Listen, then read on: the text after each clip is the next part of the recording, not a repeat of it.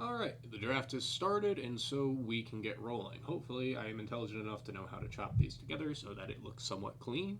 But we are going to be drafting out of the 3 hole, which means that we're likely going to be targeting one of Sam Burns or Siwoo Kim. Let's see if I can find Byron Lindquist's content here, because I think that he has done a phenomenal job with giving us kind of a baseline of schedules. Like, if you want someone that's put a very high quality amount of work into this, I think this Byron character is somebody that is a very good person to be referencing. Here is his page on Twitter if you want to see it. Entirely up to you and how you want to utilize it. But I like to look specifically at. Well, that's definitely something right there. Let's see if I can find it real quick. I think this is what I'm looking for here. So he gives you kind of a general sentiment around who's going to be playing what tournaments. But what really sticks out to me is kind of how the draft board has shifted since last year. Now, we're actively in the draft, so we'll kind of have a discussion as we go along here.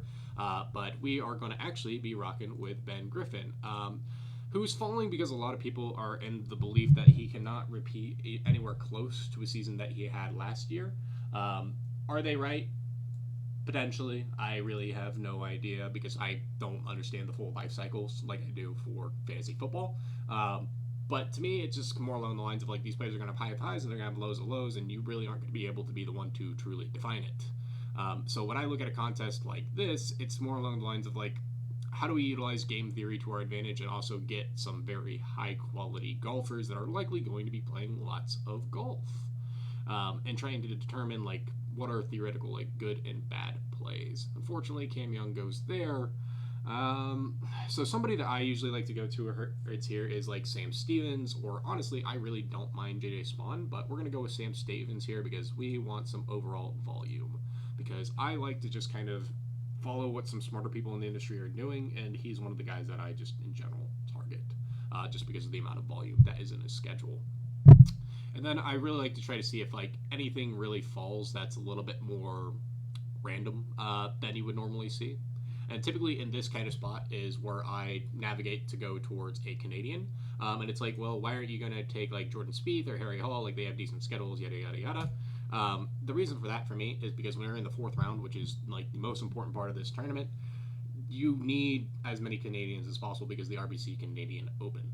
And that's the big thing that I always preach in fantasy football is like we do kind of want to be thinking more about like the overall round 4s of these contests. Let's also try to make this a little bit bigger. I feel like this is a little small for you guys to view, or girls, or however you may identify.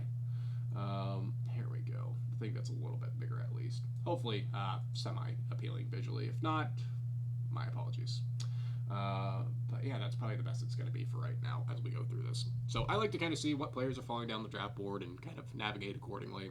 Currently, Ludwig is falling, or was for half a second there. And yeah, we'll just kind of navigate here. So I got 2 Canadians. That makes me really excited. That means that I have basically 2 guarantees in the 4th round if we get there for one of the more important tournaments. The Birdie Fests are still very important to these contests. The thing that shifted from last year is that they're putting in like placement finishing from a scoring perspective, which is not a bad thing at all. I think it's actually a great thing to do, but I think that people are potentially overweighting it and putting a little bit too much confidence in their own projections / opinions of like how these players are going to play, and I think you could really make the same argument for me. But what I like to do is more than anything weigh where the player was going next prior to this year, if you will. Let's see here. I want to say Gerard is playing a pretty full schedule, so we're going to be taking a chance on him. But yeah. So let's see here. After we navigate past him, who are we going to next? Thank you. All right, so Max Gracerman finally goes off the board. He's another guy that I like to kind of target just because like not a lot of people really want to be clicking him right now because there's a lot of concern about him potentially going to live. And honestly, I couldn't really tell you the full length of like all these players' various schedules. But the thing that always sticks to me is like try to remember who the players were from last year that were being drafted extremely highly, and then try to navigate around that. And once we get to the end of this draft here, I'll explain a little bit further into the logic as to why. Hopefully, utilizing Byron's tweet as a good kind of point to bounce off of. Let's see here. Unfortunately, Torbjornsson goes right before us. But so you're kind of presented with a few options here that I think is this is where the game tree starts getting a little bit more interesting. Like, Matt Fitzpatrick is one of the best golfers in the world. Noren is a very touted pick by the ETR community, who I think Sky is extremely intelligent. So I'm going to follow him on Alex Noren as a high quality pick.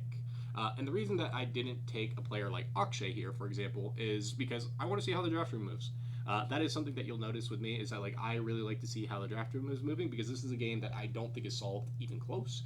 Like, it is the most random sport. You'll find that projections and actual, like, reality are very far off, more often than not, when it comes to this game. So I like to utilize the market's own sentiment. Unfortunately, we haven't really had any true ADP fallers in this.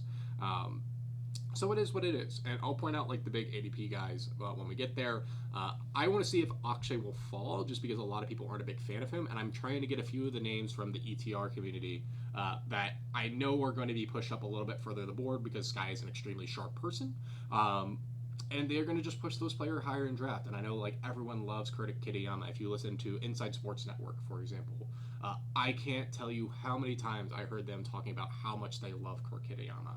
So I'm surprised his ADP isn't higher. He's going to be playing in a lot of tournaments. When he does hit with his irons, he just skyrockets in those tournaments because, well, he does a lot of scoring. But I'll tell you in general, like, who are the players that... So, unfortunately, we lost Akshay here. It is what it is. No one likes Morikawa at all, which I find very interesting, because I think he's an extremely talented golfer, but I understand the argument being from the phrase of, like, well, he doesn't play in a lot of tournaments. Well, how much of that is potentially going to be outweighed by, like, how he actually performs? Because the reality is, like, this player was going multiple rounds earlier. And you're going to notice how I kind of finished out my drafts on average is typically just kind of filling out the guys who were going in the first and second round of last year's draft, because for whatever reason, they're going so much later. Like, I love Rasmus Højgaard. I liked it a lot more when he was going completely undrafted. And unfortunately, that guy just stole one of my favorite plays, and that of Davis Thompson.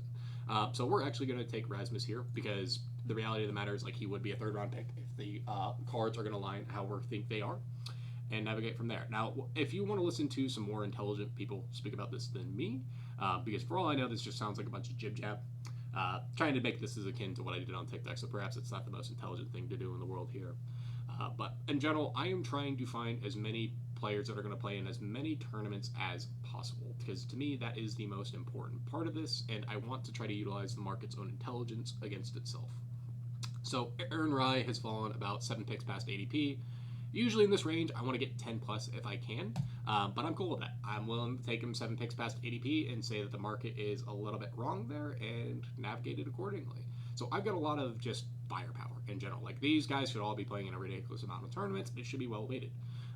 That is generally just how I look at this. If you're ever kind of in a spot where you're wondering, it's like, well, what is the likelihood of this guy playing in a bunch of tournaments? Generally, just, like, go to Byron's page and you'll probably find a few of the guys, for one. But two, like, more often than not, like, age defines your upside in these type of contests, because if you're younger, you typically need to play in more tournaments. At least that is my general understanding. Like I said, I am not a PGA ball knower. I just had a lot of success last year. I was very fortunate. And I'm going off of things that I theoretically have learned from this past year, and we'll see if we're successful. And let me know if you do end up following this page for whatever reason, that if you want to see more content like this. I'll do my best. That is going to be essentially my little new side hobby, dependent upon where the job world takes me. So I want to do a little PGA draft, because I told myself that I would do this. So this is at least a step in the right direction. So with that said, who else are we looking at on the board here? Hovland I like, because he is far and away, like, the most talented player. I think people have made some really intelligent things about Marco Penge. I like it a lot. But this is typically where I will take Eric Cole. And it's like, why the hell would you take Eric Cole? Like, he is arguably one of the worst golfers on tour right now, yada, yada, yada. He plays a lot of golf. I don't care. He was drafted as the 101 essentially last year, and now no one wants him. Like, I've been a part of drafts where he goes basically undrafted, except if I'm in the room, I always take him with my last pick if he's somehow there. Because I'm trying to, one, feel how the room is navigating, but two, I'm trying to understand why the hell is this player going so much lower than he was last year. A few other examples that I really like to target in this range would be players like Ben Anand, Sahith Theegala, and realistically, I thought he got taken for a second. Who do we want to take here to get a little different? I kind of want to take Marco Penge, just because I haven't yet, and I've heard a lot of people say some positive things about him. But we're going to play the ADP angle, because I refuse to change, essentially. Oh, apparently I get Billy Horschel. So I didn't pay enough attention to the clock. Even better. So we get a little ADP value there. That's on me. And I like to finish my drafts out with Tom Kim. And I'll show you guys exactly why when we look at Byron's post here. Because I think it's very interesting with him and Eric Cole, how the market is essentially navigating these two specific picks. And it's like, why do you care so much about like these two specific picks? And I'll show you and then we'll do another draft. So hopefully you get a little bit better perspective for exactly how I am going to be navigating this. So, like I said, I like finishing my drafts off with Tom Kim. And let's go back to the results tab. You can see how poor I am at college football DFS. Let's see here. So I want to go to the drafts, more specifically into them, and I want to show you why. So what we're going to do here is we're going to look at the draft boards as a collective group here, if it'll show. Perfect. So what you're going to see here, and this is what I like to use, because the thing is, like, this isn't going to guarantee any results, right? There's no logical process to guarantee that who was drafted here is actually going to result, but what you're going to notice is something very interesting. Eric Cole basically goes undrafted. Tom Kim basically goes undrafted. Davis Thompson goes extremely late in drafts. Colin Morikawa way down the board. Akshay way down the board. Sahith way down the board. And perhaps there's going to be people who have better like logic processes than I have that'll tell me what's like, well, when these players typically fall off, they don't come back. I don't know, honestly. At the end of the day, they're still in the draft pool, which means that at minimum, one of those players is probably going to destroy their value. So for me, at least, I like to look at like what are the players who have are being theoretically drafted way higher than we've expected in the past, and like what can we actually expect from them for a true result. But let's not just utilize this draft as a plan, right? Like let's look at a few others so that way we can see it's like, well, maybe this guy was like overdrafted in that one draft or something, right? So what you're going to see here, similar draft. You have Eric Cole going really high, you have Tom Kim going really high, you have Davis Thompson going really high, and for what it's worth, like the reason that like Davis Thompson specifically is such a key pick in this is because of the John Deere Classic at the very end of the tournament in round 4. That is going to be your lowest scoring event, I can almost guarantee it. And he's had phenomenal success there. It's why I also really like Michael Torbjornsson, who went really late in this draft here, because he's also had previous success. And to me, I apply the fantasy football logic of like, well, typically like if you're older and you start to fall off, more often than not, that's probably a pretty good sign that you're probably not going to be the absolute best play in the world. Just because, like, when age comes, it comes, unfortunately. That's just how it is. So I try to look more so for anything of, like, who are the players that are being drafted way higher than they were last year, or lower. My apologies. So players like Eric Cole, Tom Kim, Davis Thompson, realistically Colin Morikawa, and Akshay, and realistically Sahith, really speak out to me. Nick Dunlap, I don't know. Perhaps I look like a fool. He was on the one team, and yeah, pain. Tom Hoagie, I could see the vision, but like I said, if you're older and start to fall off, I become a lot more hesitant. That's generally how I navigate fantasy football as well. That's just the main gist that I go there. And you can kind of see how the ADP board has shifted since. So we're going to hop into another draft here and have a little bit more conversation. If you have any questions, feel free to drop them in the comment section down below. I quite literally have nothing but time right now to be answering more of these questions. So we just need one more person to enter this draft, and we will be rolling. Yeah, that's just the general gist. Is I want to try to utilize the market's logic against itself. I forgot for a second that we were going to talk about Byron's thing, but like look at the schedule for Eric Cole, and nobody wants this guy. He has 7 in the first round, which is what all these guys are overdrafting. Like, unfortunately, this is the biggest thing I have an issue with, like, Pat Mayo's content, is he's just like, you got to get out of round 1. You got to get out of round 1. No, you don't have to get out of round 1. You have to care about round 4. Round 4 is all that matters. Like, we want to let the draft kind of talk, like, give you the pieces to get through round 1. And, like, you'll get there, right? Just play enough volume, and more than likely you'll have a decent chance of getting out and just let the players play. And if you have enough talent, awesome. I just realized I should move this over a little bit for you guys so you can see the names a little bit better. So it's like Eric Cole really sticks with me. He has 7 starts in the first, and then second in the second. It's like, yes, he falls off, but it's like this is a guy you're basically getting entirely for free that's going to be playing a ridiculous amount of volume. Now, you can make the same argument with Patrick Rodgers, which is like fine, but like he starts to tail off, and I'd rather just take my shots with someone like Eric Cole that spurned a lot of people last year that could end up being a semi-decent pick. Sorry, just going back and forth to see there. Tom Kim, another very interesting play to me. And it's like, well, why do you like Tom Kim? 5 starts in the first, 5 starts in the second, only 3 currently in the third, but he has 6 projected for the 4th round. And this is a guy who was also going in the first round of drafts last year. So it's like, what's to say Tom Kim maybe takes a step forward? Like, he actually returns to form, figures things out. Like, this is a young guy. And sometimes people just can't play to their zenith right out the gate. It happens. Like, I'm not going to sit here and act like I'm super knowledgeable about this, but it's in general how I'm navigating it. So for all you know, you're watching some guy throw away a few bucks at these fantasy golf tournaments, but I had a little bit of success last year, and this is, I guess, my theoretical advice on how I would be navigating this accordingly. Does not mean I am all knowing by any means. It's just how I personally am navigating these tournaments. And I'm sure there's some actual ball knowers that may end up watching this that are like, ha, I could do better. Then I encourage you to do so. I don't have a promo code, but I encourage you to take your best swing on these tournaments. They're a lot of fun. They've been something that I personally found a lot of fun in. And they make me happy. And that's all you really want to do, is find things that make you happy. So we're going to see how this draft goes, and we're going to have some fun here. So hopefully we don't end up with another Ben Griffin team. I really don't mind it, just because the pure amount of tournaments that he's going to play in, and if people just want to like create narratives and whatnot about like how he's going to suck, then so be it. You know what? I actually want to see if he falls. We'll take Siwoo here. I know he's ranked second in the ETR rankings, so I will be taking a few more shares. And it's like, why do you keep referencing ETR? Why do you keep referencing ETR?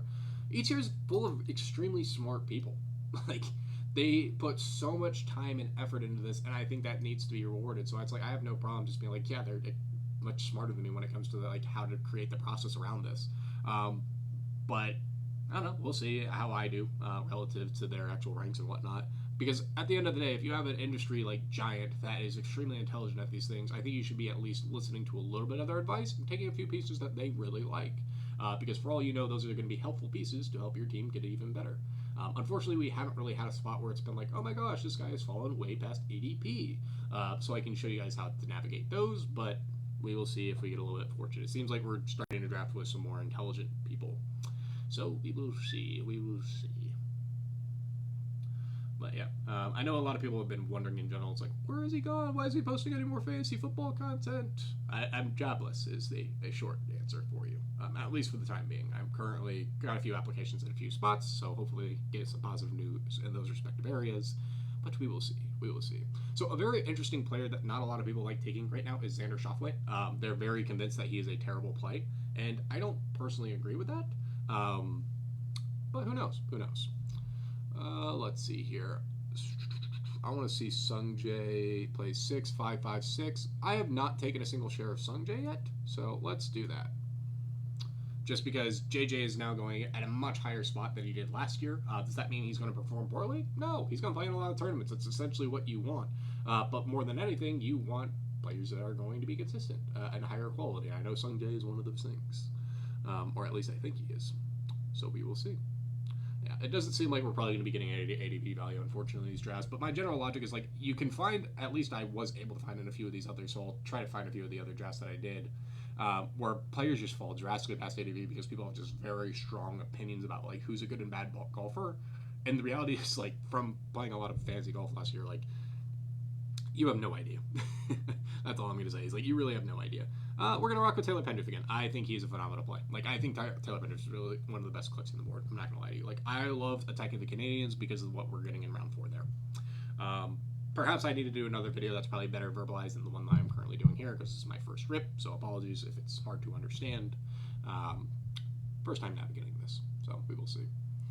And I'll also just try to take a few players a bit further down the board because I want to see what the other people in the room are thinking, because sometimes I'm a little bit higher on a player than I should be when I can get them at a cheaper cost. In general, like, I like to kind of see how the market is moving, and that is also the biggest issue that I'm having with fantasy football contests right now, is because it's very hard to get a real grasp of like who the industry does and doesn't like. Because I'm seeing a lot of like casuals just be like, oh my god, this player's gonna be you know what, I have yet to take a Michael Brennan share. We're going to do that here. And I know he is somebody that is liked by the golf community. So we'll take a share. Why not? And what I mean by that is, like, the whole Josh Allen argument in the FFPC playoff contest. It seems like no one actually wants to play him. Like, every nerd that I have listened to that I think is far more intelligent than I am has basically just been like, he's a terrible process-based play. I don't see a lot of sharps taking the Bills either. Which means that I'm going to look like an idiot, or I don't know. It's just very interesting to me. All right, so what are we going to get here? So we could take Hideki, 5 picks past ADP. That's not really in my interest. I think we can honestly get him to go a little bit further. And to be completely transparent with you, I love the Torbjornsson pick. I think he is a phenomenal golfer, and I'm expecting big things out of him this year. So that's one of the guys that I want to be taking if I can. Youth, talent, upside. Another 2 players that don't go draft at all, and I'm sure there's quality logic behind it. Luke Clanton, I think, is a phenomenal pick. A lot of people don't like him because he didn't have a great year last year. Kid was touted to be like the next coming of like Scotty, essentially. So I'm just like, if that's the case, I want to be taking shots. Then Aldrich, I think the reason he's not going drafted is because of what he's doing with the DP World Tour in the initial part of round 1, and the fact that he's got a decent amount of rumors for him going to live. I don't think that's going to be a thing. So I think he's a phenomenal late round click as well. But those are like talent based bets that I like to be kind of chasing after if I can. All right. So who do we want to go with here? We're gonna cue Denny. Yeah, I don't see anything that gives me belief that's going to be a thing, but we'll take Denny McCarthy because he realistically plays in a lot of tournaments, if memory serves correct. I like Russell Henley a bit more as a talent-based bet for what it's worth. But we're going to try to get Akshay in this draft. It doesn't seem like he's really dropping too much, but he should have to play a lot, and he was going a lot further in drafts. Trying to think what else I can point out of like plays that you would not necessarily look at on average, but could be good plays. I don't know. There's a lot of great content out there. This probably wasn't the best content piece in general, but we'll see. If you find it helpful, let me know what questions you have down below, and I can do my best to navigate and improve these streams as time goes on. Because, because I no longer work for Prediction Strike, I'm going to be creating fantasy content on my own because I got a lot of questions being like, where are you? Why aren't you creating fantasy content? Yeah. So losing your job does that to you, unfortunately. So we're going to keep on seeing where we go and keep on playing fantasy because it's been a lot of fun for me. It's one of my favorite pastimes, and it's a great way. Well, it's a phenomenal conversation that always gives me something to talk about with my friends. So, yeah, we're going to keep building the team here and see where it goes. I like Chris Gotterup. I know he's like an extremely talented player. I think he's great. So I have a chance for Matt Fitzpatrick to potentially fall here, but I think the uncle guy is going to be. It seems like everyone's not playing the ADP game, unfortunately. At least this current gist of drafts. I want to take this John Kiefer guy because the thing I also like doing is like taking golfers that I'm learning about that I just don't know really anything about. I know it sounds kind of dumb, but like I like taking shots on those. Just because you never know. You never know. Let's rock with another share of Kurt Kaneyama. Just because when those irons get hot, they get hot. You don't really need to play these games based on star power. I just really think you should be playing this more from a logic of like, okay, how do I utilize last year's draft to my advantage and navigate that accordingly. And I don't know. I would love to hear from like someone that's paying a lot more attention to the schedules aspect of this. Like, how do these teams theoretically look relative to your average player? So I don't think I'm navigating these terribly, but for all I know, I'm an idiot. All right, so we want Davis Thompson here. That's what we said last time. We want Davis Thompson. Just because like he went super high last year, he's got phenomenal pedigree, and round 4 he should theoretically smash. So we will see. All right, so we're going to be able to get our guy, Davis Thompson. I am a valid slappy for what it's worth, but I try to play the ADP game consistently. That is always the big thing that I want to be playing is the ADP game if I can. Unfortunately, that is not looking like something that's probably going to happen here, but I've seen crazier things happen before. See, Sammy Val Slappy, no longer on the board. If McCarty does come this late, I will take him because he's young. I'm not a big believer in the whole Keegan Bradley thing. I just don't think he plays enough quality tournaments. He's not young enough. And perhaps that's a wrong in my own process, and I would not be surprised whatsoever. I love this Rasmus pick. He was somebody I was taking at the very end of drafts prior to this year, so I want to keep chasing that steam up for what it's worth. It does look like he is going to be playing these earlier tournaments, and he is vastly underdrafted if that is the case. So very, very big fan of Rasmus Højgaard's talent. So I like the upside swing there. But in general, yeah, it's like, how do you want to be finishing out these drafts in theory? It's like, I want as many players from the first round as possible from last year, because the reality is one of them is probably going to be optimal at minimum. And they're going to be playing a lot more tournaments than the vast majority of these other players. And there's a reason why they were so liked last year. Does that mean it's going to hold true? No. Like, in fact, they could end up actually being the worst picks on the board once again. But we will see. We will see. I like Hovland, but this is, like I said, I'm just finishing this out with the two guys that I think that you guys should be navigating towards. So Eric Cole, another guy that I think is really great. As you saw also in last year's draft, Victor Hovland was not going very high either. So we will see. We'll see. I think I like this team a lot more, though. And it's the first year of this Brennan guy, too. So actually, I think this is going to be a very, very fun team. Yeah, I like this team. Maybe we drafted the shipper on this. That'd be fun to be able to go back and be like, haha, that was the shipper. Actually did it live, but you never know. You never know. It's like, why do you take so much Tom Kim? It's the schedule, damn it, and the potential for talent. I'm not going to drop my boy Tom Kim. It's my goat. Not my goat, actually. But yeah, I really like Tom Kim. I think he's phenomenal. I think Pot Guider is somebody that should be drafted a lot more. Luke Clanton actually goes off the board right there, even better.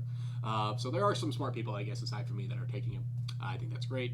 But yeah, I really like Tom Kim. I really don't mind the Colin Morikawa pick either, for what it's worth. I think a lot of people are overreacting.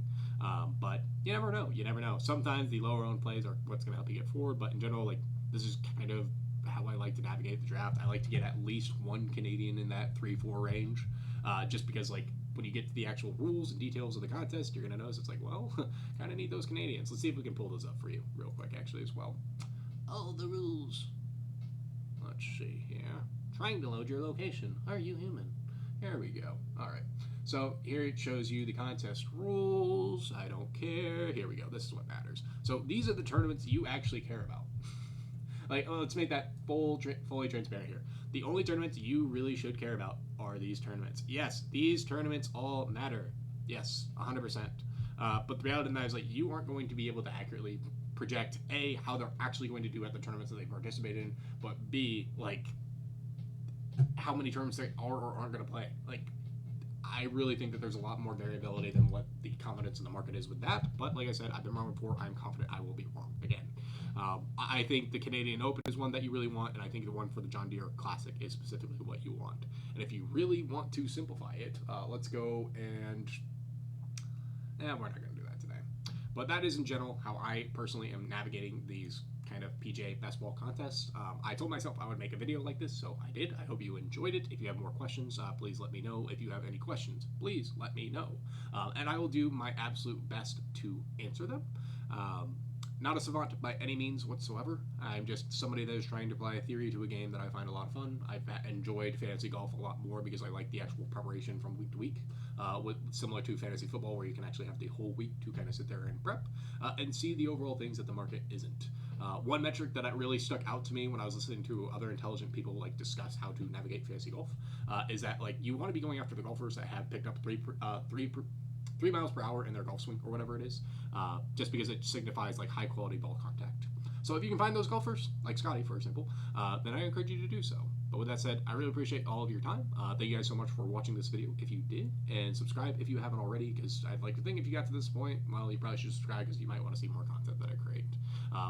With that said, appreciate you all. Hope you have a great day, and until next time, peace y'all.